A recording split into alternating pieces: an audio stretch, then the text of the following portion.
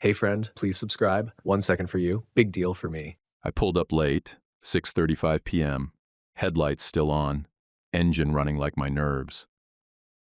Rusty's diner sat hunched on the corner like it had seen better decades, neon flickering and windows fogged up from the inside. I was barely out of the truck before I saw her. Jeans, gray cardigan, hair in a low ponytail. She looked around like she wasn't sure this was even worth walking into. "My name's Grant." "You Kara?" I asked, even though I already knew. She smiled, soft but guarded, took one step closer, leaned just enough to say it low. "My kids are in the car."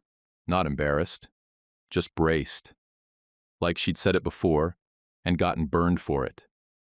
"Before we start, tell us which city or country you're listening from. Let's see which corners of the world we've gathered from today." "Thanks." And now the story. I glanced past her to the sedan near the curb. Old Honda. Fogged up windows. In the back seat, two little faces, one boy, one girl, watching me like they were on some kind of mission. "Let's skip the booth," I said. "Follow me home." 10 minutes. We've got leftover chicken tenders, and my boys are hungry enough to share with a small army. She didn't move right away. Just stood there, arms crossed, eyes darting like she was waiting for something to fall out of the sky and tell her yes or no. I gave her space.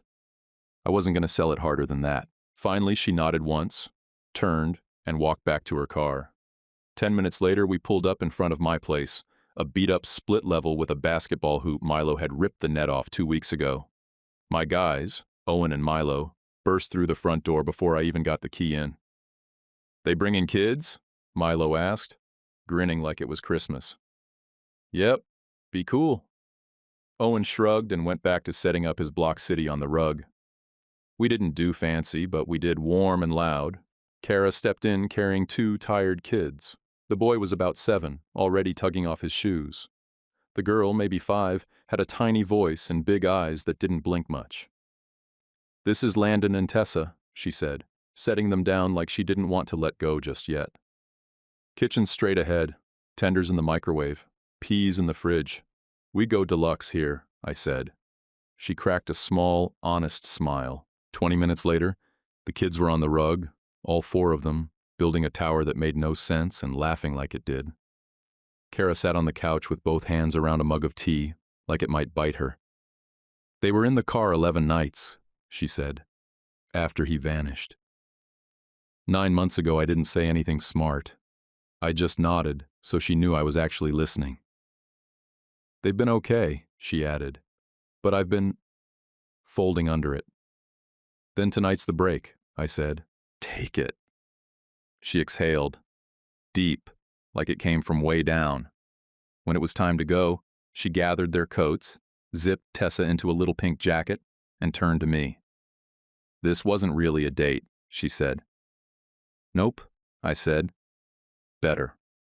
She half smiled, then walked to her car, strapped them in, didn't rush. I stood by the porch light just to make sure they got off okay. Then the back window rolled down and this tiny voice yelled, "Thanks for the tenders?" I kid you not.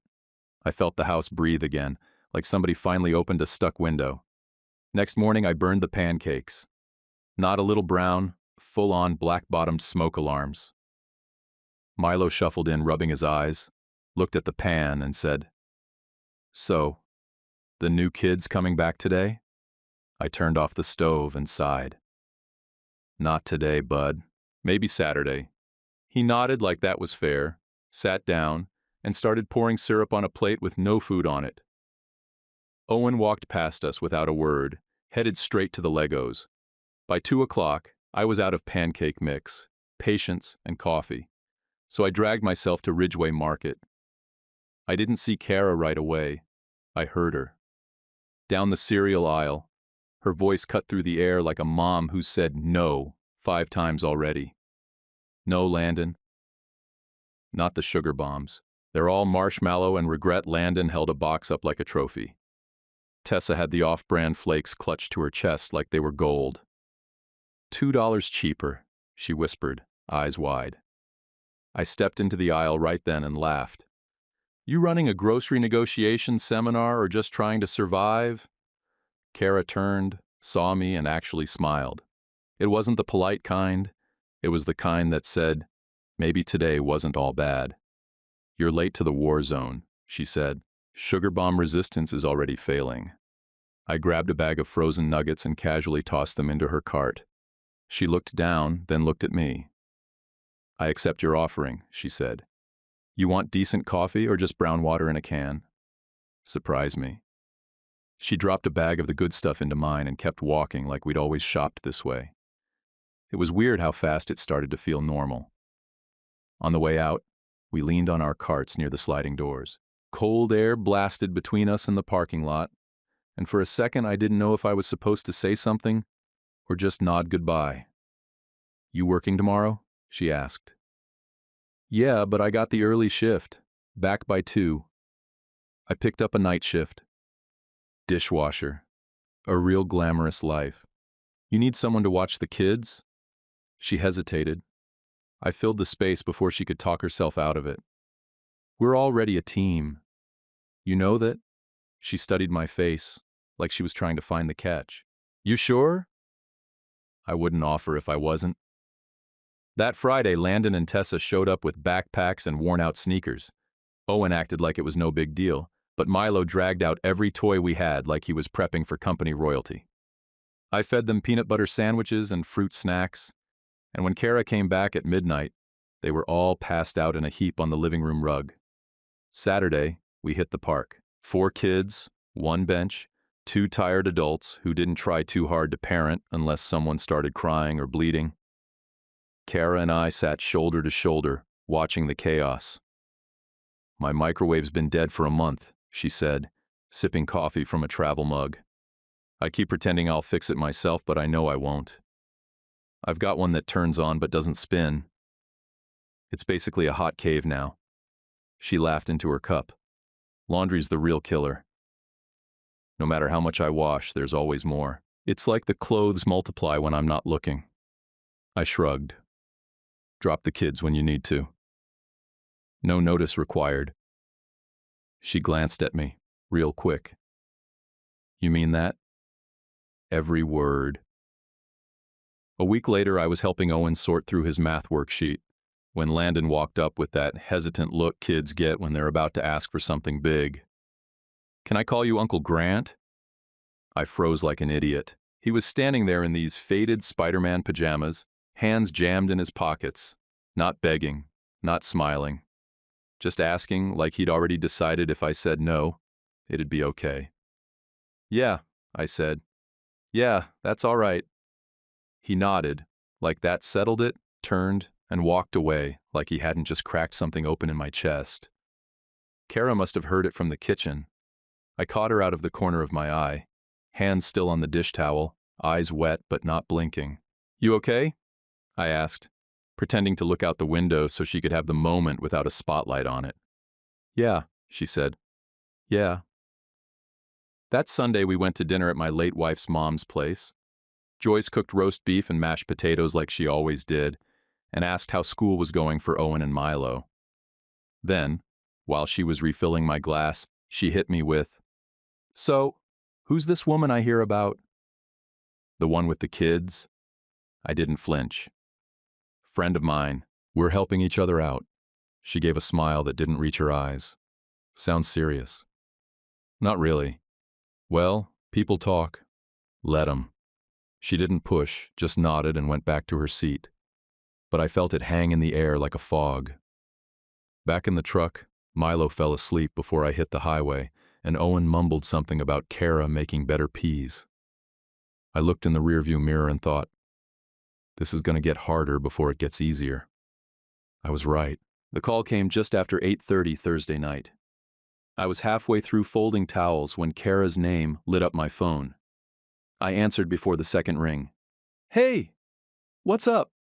Her voice was tight, clipped. I'm in front of Marla's diner. Car won't start. Kids are cold. I didn't even ask if she'd called a tow truck.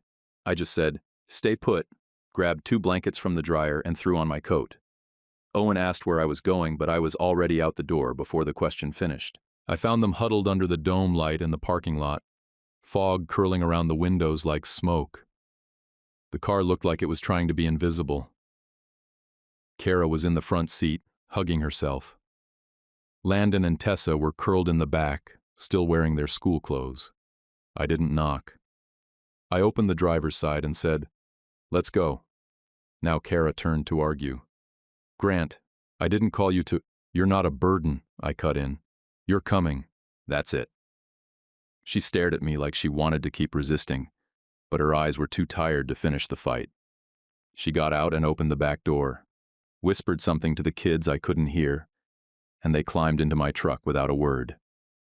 Back at my place, the cold peeled off them like a second skin. Owen grabbed dry socks from the laundry basket and tossed them to Landon. Kara stood just inside the doorway like she didn't want to drip guilt on my floor. "We've got cocoa," I said. "It's the cheap stuff, but it works." I lit the fireplace, and for once it didn't spit and sputter. It actually did what a fireplace is supposed to do. Kara took the mug of tea I handed her and just stood at the counter staring into it like it might show her the next move on the board. "I slept in my truck once," I said. 3 nights. After my wife passed. Boys were at my sister's. I didn't want to go home. She didn't say anything, just kept her eyes on the steam rising from the cup. Then she reached out and touched my hand. A soft tap, barely there, but enough. It felt like she was saying thank you without making it awkward. Like maybe, just maybe, I wasn't crossing a line, just standing next to her inside one she was drawing for herself. I gave her the kids' beds without asking. She tried to argue, said they could take the couch, said she didn't want to disrupt anything. I said, "They'll sleep better in a bed," and walked off before she could say more. Owen and Milo bunked with me on the pullout. We made a game of it. Blanket fort, lights out, snore contests. Nobody complained. Next morning, the sun was barely up when my neighbor Linda was out watering her plants in a robe that probably hadn't been washed since Clinton was in office. She saw Kara loading the kids into the car and waved. Too long. Too curious. I waved back without smiling. I knew what she saw. 1 woman, 2 new kids, leaving my house early. I could practically hear the phone calls starting across the street. Later that day, I got a message. No name. Just a number I didn't recognize and the words, "He moved a woman in." That was it. No details, no courage. I didn't answer, didn't reply, didn't forward it. Just grabbed an old notebook from the junk drawer and started writing. Dates, times, who was where, what was said. If you're a dad, especially one trying to do right after people decide you're wrong, you learn to put things on paper. Paper doesn't forget. People do. Kara's car was still toast, wouldn't even turn over. I called Rico, told him what was up, and he showed up with a used starter he'd pulled off a salvage job 2 days before. "It'll work," he said. "Ain't pretty, but it'll crank." It did. First try. Kara sat in the driver's seat, both hands on the wheel like she didn't trust it yet. When the engine rumbled to life, she looked up at me with glassy eyes and no words. "You don't owe me anything," I told her. "I'm bringing lasagna next Friday," she said. Her voice was firm, like it was already scheduled and written down. "Don't argue with me." "I wouldn't dare." She smiled, small and tired, but real. That night, I sat on the couch with a blank page in front of me and wrote the line that mattered most. If people want a story, I'll give them the right one. Mine. Then I circled the word burden and crossed it out in red. I was halfway through a cup of coffee and an overdue bill when the knock hit. 3 sharp taps, too firm, too timed. Not a neighbor, not a delivery. I opened the door and saw a woman in a government-issued gray coat, clipboard in hand and badge swinging from her lanyard like it had already made up its mind. "Mr. Grant Ralston?" "Yes." "I'm with Child Protective Services. We received an anonymous report of children staying here overnight in what was described as unverified, potentially unsafe conditions. I need to ask a few questions and take a quick look inside." I stepped aside without thinking. Coffee sat on the end table going cold. My hands didn't know where to go, so I crossed my arms and kept my mouth shut. She didn't smile, didn't scowl either. She walked through the living room slow, eyes scanning like she was reading a checklist off the walls. She paused by the coat hooks where 4 backpacks hung, all labeled in black Sharpie. She made a note. The kids who stayed, are they family? They're friends of my boys. Their mom, Kara, and I, we're helping each other out. You're not cohabiting? Not in a romantic relationship? We're not living together. She stayed here with her kids when there's been trouble. Car breaking down, no heat, that's it. She raised her eyebrows like I'd hit a line she hears every week. Still, overnight stays qualify as placement in the eyes of CPS. I didn't place anyone. I opened my door. She didn't respond, just walked through the kitchen, opened the fridge, glanced inside. Food supply looks stable. Yeah, I feed them. Any medication in reach of the children? Locked up in the cabinet above the stove. She checked. I'd moved them there just last month when Milo climbed on the counter looking for gummy vitamins. She nodded again and jotted more notes. We stood in silence while she looked around one last time. My palms were sweating, heart punching through my chest even though I knew everything was clean, safe, and right. She finally lowered the clipboard. Nothing here raises flags, Mr. Ralston. I'll file this as a resolved concern, pending no further reports. You will receive written confirmation in the mail. I almost said thank you, but I didn't. I just nodded. She paused on the porch before turning. One more thing. This kind of report doesn't usually come from strangers. You may want to speak with whoever has access to your family schedule and your home address. The door clicked shut behind her, and the coffee tasted like mud when I tried to finish it. First thing I did was call Shannon. Did you give my address to anyone? There was a pause long enough to break something. Mom's been worried. She talks to Brooke. Brooke asked if she could check in, just see how you and the boys are doing. And you gave her my address? I thought it was harmless, Grant. She's family Brooke's my late wife's sister and a local reporter, so every check-in comes with a notebook. No, she's a reporter with a personal grudge. I'll deal with it. I hung up before I said something I'd have to undo. I grabbed the boys and headed to the park.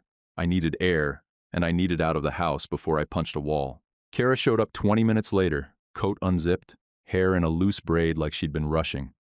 She spotted me sitting on the bench and didn't even wait for me to speak. What happened? I looked up. Someone reported us. CPS showed this morning. Said anonymous complaint. Unsafe conditions. Her face dropped. It was Trevor. You sure?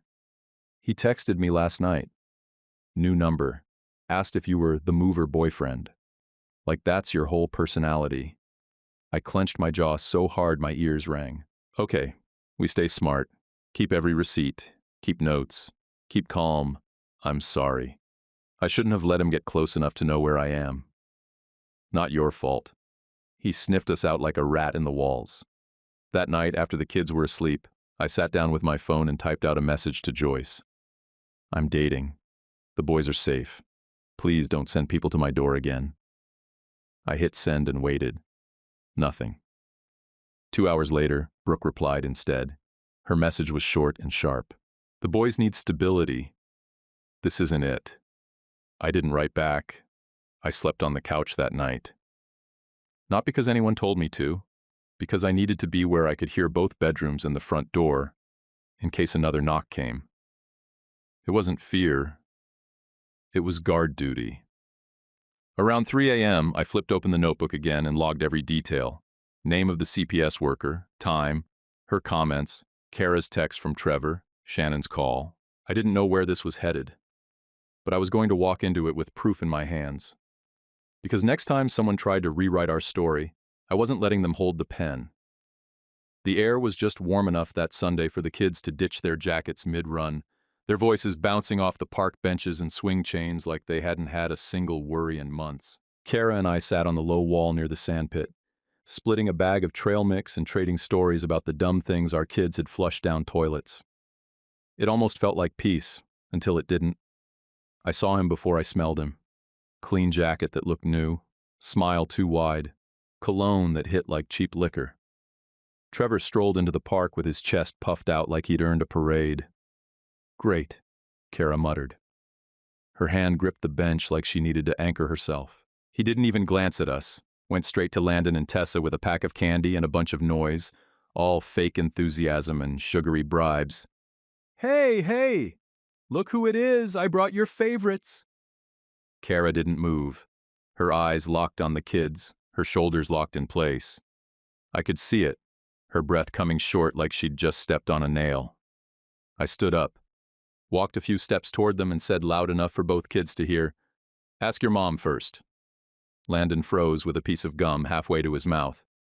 Tessa looked back at Kara. Trevor's smile twitched, then dropped. He turned toward me, slow and slick. "Who are you again?" I didn't blink. "I'm the one that shows up." His grin cracked like bad vinyl. "Funny. Heard you're real generous with your house. Taking in strays now?" Kara stepped forward, voice tight. "Trevor, what are you doing here?" "Just seeing my kids. You haven't seen them in over a year." "I've been getting my life together," he said, and scratched the side of his nose like it was a tick. "I got a place now." "Where?" she asked, arms crossed. He looked off toward the parking lot. "It's a basement apartment. Almost mine."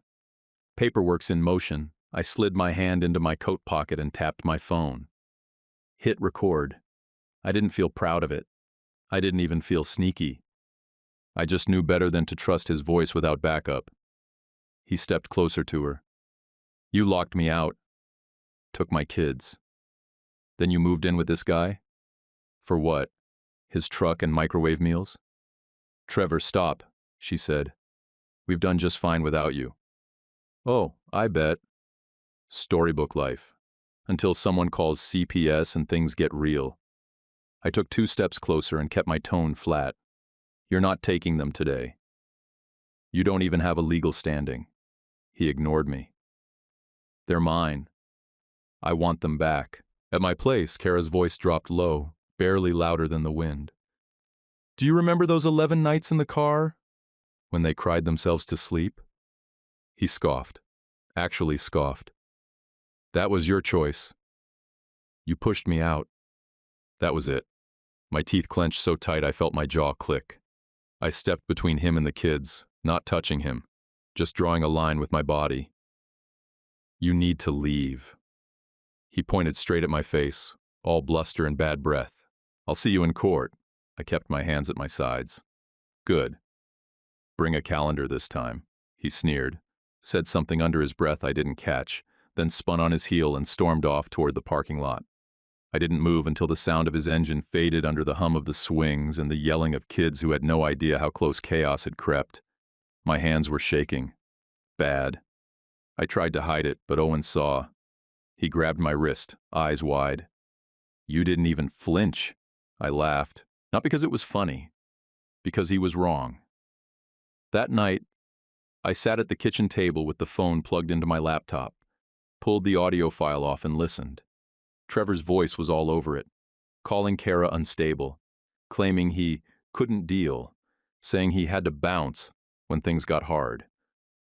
I saved the file 3 times, labeled it with the date, copied it to a USB, and emailed it to myself. Then I sent it to Kara. She didn't text back right away. When she finally did, all it said was, "I didn't want it to come to this. But thank you." I didn't reply. We both knew what was coming. I added one more line to the notebook. "Trevor, Sunday, 2:42 p.m. Park. Admitted abandonment on audio. Witnessed by me and Kara." I closed the cover and sat there for a long time watching the kids sleep on the baby monitor. I wasn't out for revenge. But if this was war, I'd fight with the only weapons that didn't lie: paper and the truth. By Tuesday morning, I knew something was off before I even touched my coffee. My phone buzzed with 2 notifications from the moving company page, both brand new 1-star reviews. One claimed I broke a TV and refused to refund the damages. The other accused my crew of stealing tools and smoking weed on the job. I didn't recognize either name, and neither left a phone number or job location. Brand new accounts, zero history, both posted within 15 minutes of each other. I stared at them for a full minute before I laughed. Sharp, humorless. I wasn't a fool. I knew exactly what this was. I just hoped the guy was too lazy to get creative. That laugh died real quick when I walked outside and saw the box truck sitting crooked in the driveway. Front left, tire slashed clean, rubber peeled open like a fish belly. Job for the day was canceled on the spot. Lost 3 hours of labor and $340 I actually needed. Kara came out just after I did. She had Tessa on her hip, and sleep still in her eyes. She looked down at the tire, then at me. "Trevor asked what company you ran," she said quietly. "Last week. When he was texting, I rubbed my face." "And you told him?" "No. I didn't answer. But one time before the CPS stuff, he followed us. I saw his car in the rearview mirror." "Why didn't you tell me then?" "I didn't want to make things worse. They're already worse." She didn't argue, just nodded like she'd earned the hit, and knew it. That afternoon, I vented to Rico while we were patching the tire and checking the others for slow leaks. He wiped grease on his sleeve and said, "Get a camera." Nothing fancy, just something that records. I went to the electronics store after dinner and bought a dash cam for $79, mounted it to the side window of the truck facing the street, set it to loop, and crossed my fingers. I also knocked on my neighbor Phil's door. He's the only guy on the block with a doorbell cam he actually checks. Asked if he'd mind pointing it slightly left for a few days. He grunted and said sure, then asked if my driveway drama meant he should worry about his Camaro. I told him to check his tires every morning just in case. Friday, just after midnight, the camera paid off. I was dead asleep when I heard the alert on my phone. I checked the footage half awake. At exactly 12:43 a.m., a silver hatchback rolled past my house, real slow. 2 minutes later, it came back from the other direction. This time, a figure in a hoodie got out, crouched low by the front tire, and did something quick with his hands. You could see a flash of metal, a glint off the tool. Then he ran back to the car. Phil's cam only caught half the plate, but it was enough. I packaged both clips and texted them to Officer Decker. He volunteers at the elementary school's safety nights, and we'd talked more than a few times. I labeled it truck vandalism, confirmed suspect, and added the address. Next afternoon, Trevor had the gall to text Kara a picture of my truck mid-tow. Tire flat again. No words, just the image. Big smirking energy. I didn't reply to him. I just forwarded the clip of the hoodie slashing the tire and added a case number emoji. Nothing else. He went quiet. That same night, Shannon sent me a screenshot of a Facebook post. Brooke had written some passive-aggressive nonsense about men who replace mothers too soon, and how grief shouldn't be a loophole for lowering standards. I didn't even react. Just looked at the post, let my jaw clench, then deleted it. Shannon said it vanished from Brooke's page 10 minutes later anyway. By Saturday, I needed a reset. I told the boys we were doing our own version of Thanksgiving. Hot dogs in the garage, sports on the little TV, no relatives, no drama, just us. Kara brought potato salad and a little folded smile she tried to hide behind a water bottle. She stood in the doorway for a second, like she didn't know if she was welcome inside. "Come on," I said. "We're starting a new tradition, Maysgiving. Maysgiving, our DIY Thanksgiving. Hot dogs, gratitude, zero drama." That cracked a real grin from her. She sat on the cooler and passed out chips while the kids argued about whether ketchup belongs on hot dogs. Later, while the boys were building some kind of pillow bunker inside, I stepped out to the driveway with Kara. The air was cool, quiet. "If he touches another tire," I said, "I'm pressing charges." She didn't flinch.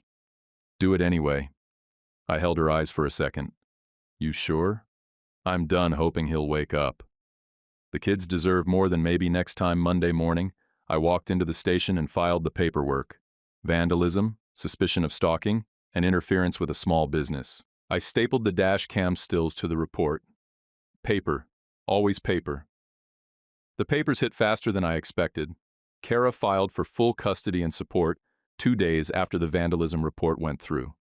I followed with a short declaration asking the court to officially note that the boys' maternal relatives had no legal standing to interfere with our daily routine, or send welfare checks without cause.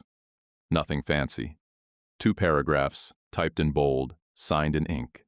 We both ended up at the community center legal clinic on a Wednesday morning, barely caffeinated and already drowning in paperwork.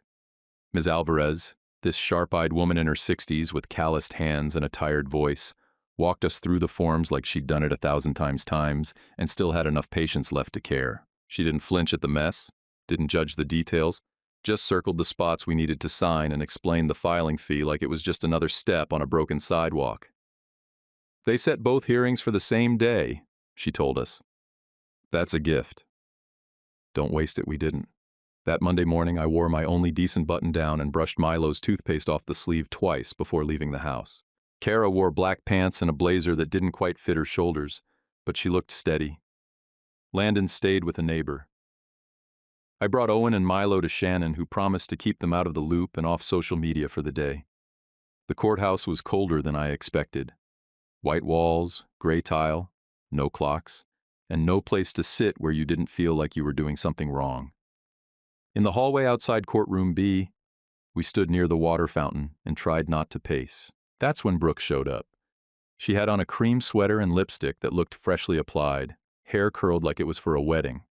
She walked right up to me like she was still my sister-in-law, and not the one stirring the pot.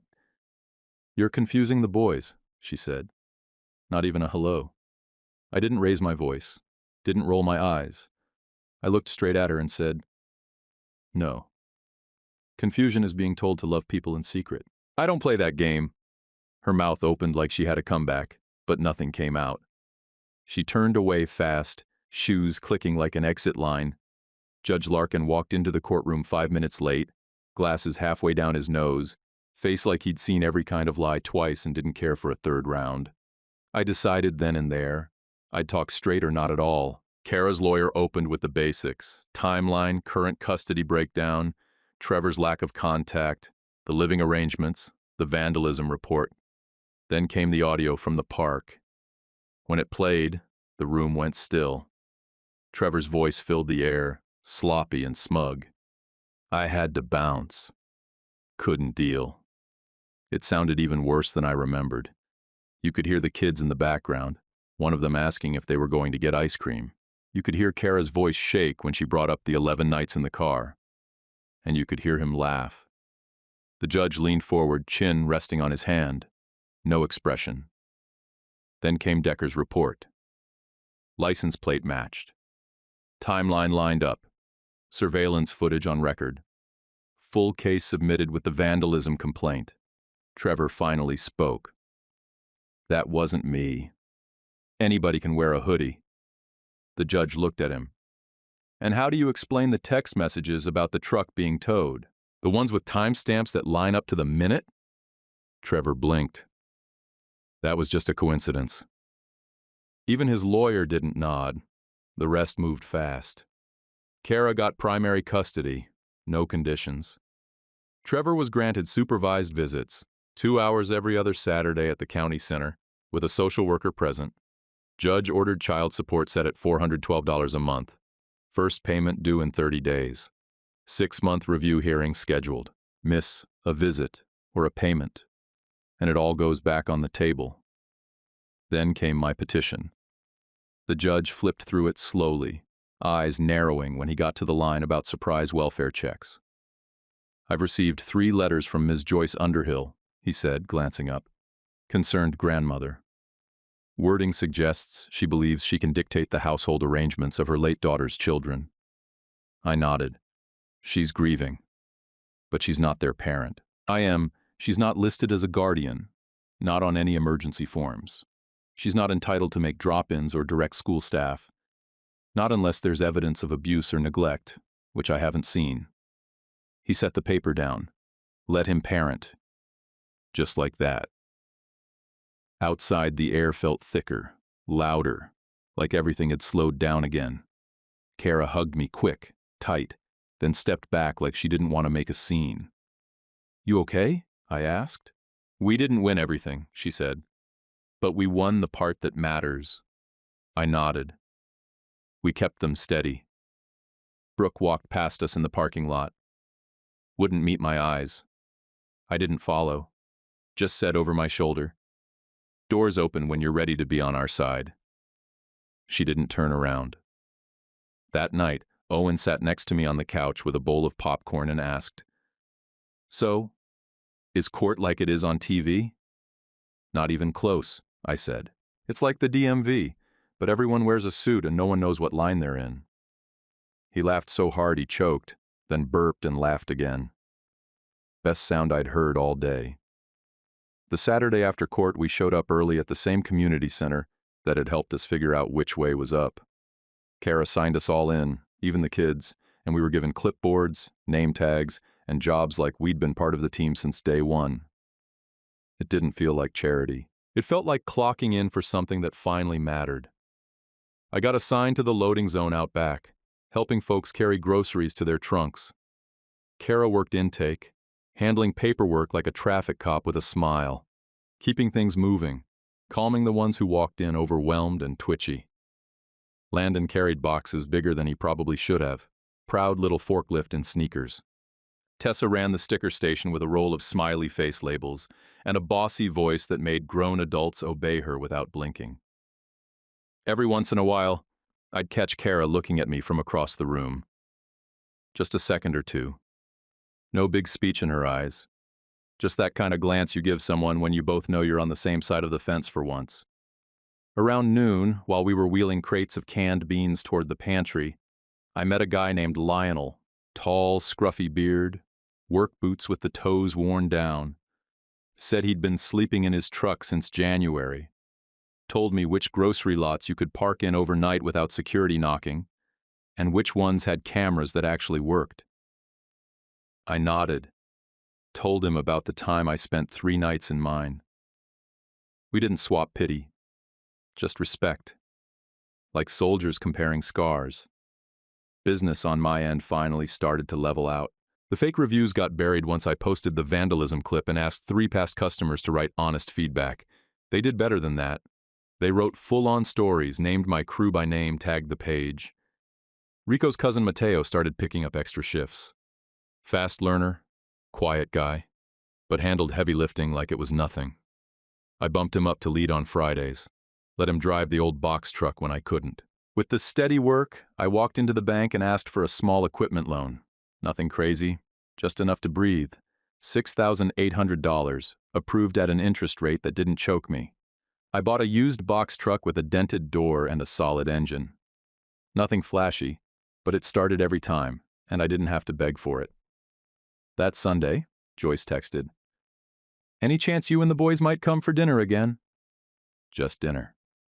I promise I didn't ignore it. I didn't say no, either. "We'll be at the park around 4. Come by if you want to say hello. Carol'll be there too." Neutral ground. No one controlled the benches. No one had to host. No speeches. Just see each other as we were now. She showed up in a beige windbreaker and sat on the edge of the picnic table while the kids ran laps across the grass. She didn't say much, mostly watched. Asked Tessa what grade she was in, gave Landon a small bag of M&Ms, and told him not to eat them all at once. Civil. Careful. Then it happened. Tessa tripped near the swings, scraped her hand, ran to Kara crying and yelled out, "Mom!" The whole park went quiet in my ears. Tessa realized what she'd said and looked straight at me like she just swore in church. But Kara didn't flinch. She knelt, cleaned the scrape with a wipe from her purse, and said, "You're okay." Joyce was 10 feet away and heard it. I know she did. But she didn't say a word. She just stood, dusted off her pants, and walked toward her car without slamming the door. I packed up the cooler, threw the soccer ball back in the trunk, and for the first time in months, my shoulders dropped 2 full inches without effort. That night, Kara stood at the hallway thermostat and said, "There's a key tucked behind here now. Just so you know." She didn't turn around. Didn't wait for a response. Just said it like she was leaving breadcrumbs for someone she trusted to find their way home. I nodded. Got it. We bought a whiteboard from Target the next day, screwed it right into the wall next to the fridge, split it into 6 boxes with a black marker. Owen, Milo, Landon, Tessa, Kara, me, chores, notes, school reminders, who had whose lunch duty. Milo drew a dinosaur in the corner and labeled it Laundry Monster. Some nights the list was ignored, other nights it ran the show. But nobody was lost in the shuffle anymore. The house stopped feeling like a stopgap. It started feeling like somewhere you arrive to, not somewhere you run from. Summer came in hot and heavy. Sun by 8 a.m., mosquitoes by 8:15, sweat by 8:30. We didn't do anything fancy. We kept the kids busy with free swim at the Y and a $20 backyard sprinkler from Home Depot. They wore out the grass and each other, screaming like every day was the 4th of July. Sometimes we packed cold sandwiches and sat in lawn chairs till dusk. It wasn't picture perfect, but nobody complained. Trevor missed 2 supervised visits back to back. Didn't call, didn't show. The third one, he showed up 20 minutes late and tried to play it cool like he'd just hit traffic. The monitor logged it all. One more line in a folder that didn't forget anything. Then he pulled another stunt, posted on Facebook at 1 a.m. about Kara keeping his kids from him, and called her bitter. Tagged nobody, but it still made its way around. I didn't lose it. I just commented the court order dates and visitation times, clean, no emotion, and let the silence do the rest. Post was gone by noon. Brooke texted the next day with one of those long, emotional messages about healing and family and how we should bring the kids to her July cookout. Said it was time to reconnect. I stared at the screen for a while. Then I typed back, "We're building our own traditions this year. Wishing you a good one." That was it. The truth is, I'd already started drawing lines in ink, not sand. I didn't want confusion when things got messy again. So I sat down one night and wrote out a guardianship plan. Listed Shannon as emergency contact, included Kara's number and the boys' medical info. Signed it, dated it. Gave a copy to Mr. Hahn, the school counselor, with a short note. If I get hit by a bus, don't guess who to call. He nodded without asking a single personal question. Work picked up. Saturdays turned into double job days. Mateo handled half the load without blinking, so I bumped his pay and didn't make a speech. He earned it. I let the numbers do the talking. Business was steady, bills were paid, and nobody had to dig through change jars to get gas. One night, Kara and I sat at the kitchen table with open notebooks and a pile of receipts between us. The overhead light buzzed a little, but the mood was calm. "We're not rich," she said, eyes on the math, "but the lights are on and there's food in the fridge. And both cars run," I added, "which is worth gold in this house." She reached into her purse, pulled out a white envelope, and slid it across the table. I didn't open it. "What's this?" $200. "For school shoes. I've been saving it." "You don't need to do that." "I know," she said. "That's why I am. Team, remember?" That ended it. I didn't say anything right away. Just stood, walked to the junk drawer, and grabbed the extra key I'd made 2 weeks earlier. It had a bright red rubber cover so it wouldn't get mixed up with the others. I walked back to the table and dropped it in front of her, on a real key ring. Not a spare tucked behind the thermostat. Not hidden. Real. She looked at it, picked it up, didn't cry, but her jaw tightened and her mouth pressed flat like she was holding back 100 things that didn't need saying. "You want garlic bread tonight or frozen pizza?" I asked, changing the subject before the moment turned too big. Garlic bread. Always garlic bread. An hour later, Owen walked into the kitchen, sniffing the air like a cartoon character. "Why does it smell like garlic bread and floor cleaner in here?" "That," I said, "is what home smells like." He rolled his eyes and said, "Okay, Dad," like I'd told the corniest joke on earth. After dinner, I sent Joyce a picture of the kids at the pool, goggles on their heads, hair dripping, all 4 of them grinning like little lunatics. I didn't caption it, just the photo. She texted back a red heart. No lecture, no comments, just that. I sat on the couch that night and realized I hadn't woken up once the night before. No bad dreams, no hallway pacing, no checking locks twice. I hadn't done that in years, and I knew damn well why. The school gym smelled like sweat, popcorn, and that dusty wax they use on polished floors. October 20th, packed to the walls, folding chairs squeaking under every shift. You'd think the kids were about to perform Broadway instead of a 10-minute mashup of songs and poems. Kara squeezed my hand while we waited for things to start. Her knee bumped mine, just enough to say, "This is real." Landon walked onto the stage like he was walking a tightrope, shoulders stiff, eyes scanning the crowd like a soldier on patrol. He read 2 lines from a poem, something about trees and wind, and the second his mouth closed, he grinned like he'd just climbed Everest in flip-flops. Tessa waved at us mid-song, skipped a lyric, then tried to catch up, whisper singing with her whole face red. That's our girl. No filter, all heart. Owen forgot his line completely, stared at the mic for 3 seconds, then shrugged and grinned like a goofball. Half the parents laughed. Milo, not even on stage yet, clapped so hard from the second row that the whole section turned around. Nobody died, nobody melted. The world kept spinning. While we waited for the chaos to die down, teachers re-wrangling kids, parents fake laughing through small talk, Kara leaned her head on my shoulder. I didn't say anything. Didn't need to. It felt like we'd finally found the right station on the radio after months of static. Then, at the edge of the gym near the side door, I saw Trevor. Jacket zipped high, hands in his pockets, standing half in the shadow like he knew damn well he wasn't supposed to be there. He didn't even make it 5 steps inside. Principal Dawson spotted him immediately, walked over without a scene, showed him something on her clipboard, then signaled to security. The 2 guards walked him out like they were giving directions to a parking spot. No drama, no yelling, just rules doing their job for once. Afterward, we crammed into a booth at Lenny's, one meant for 4 people max, and made it work. Landon sat on Kara's lap until she couldn't feel her legs. Milo spilled ketchup on the table and tried to wipe it with a napkin that already had syrup on it. Tessa ordered a grilled cheese, didn't eat it, then stole 3 fries from Owen. Nobody told them to shrink. Nobody said act right or quiet down. We laughed, loud. We passed a milkshake around like a peace treaty. And when we got home, just before unlocking the door, Kara stopped us all on the porch. "Selfie," she said. Milo had ketchup on his cheek. Owen blinked too slow.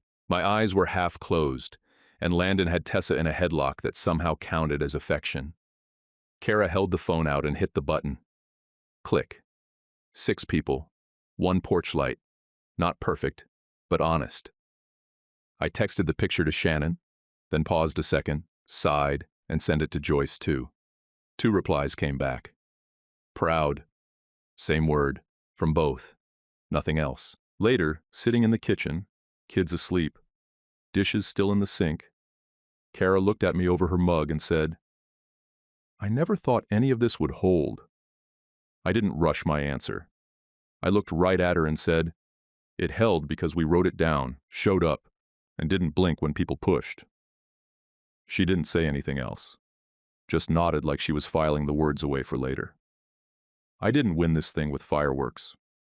There was no dramatic moment where someone stood up and cheered. I won with paper, with calm, with proof. I won with a door that stayed locked to chaos and open to the people who earned it. That was enough for me. Have you ever had to protect your home with calm and paper instead of shouting? Drop a comment, even just good story or your take.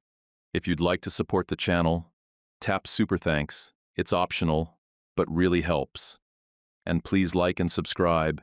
Huge for us, easy for you. YouTube picked this for you. Tap it. Let's see if they guessed right.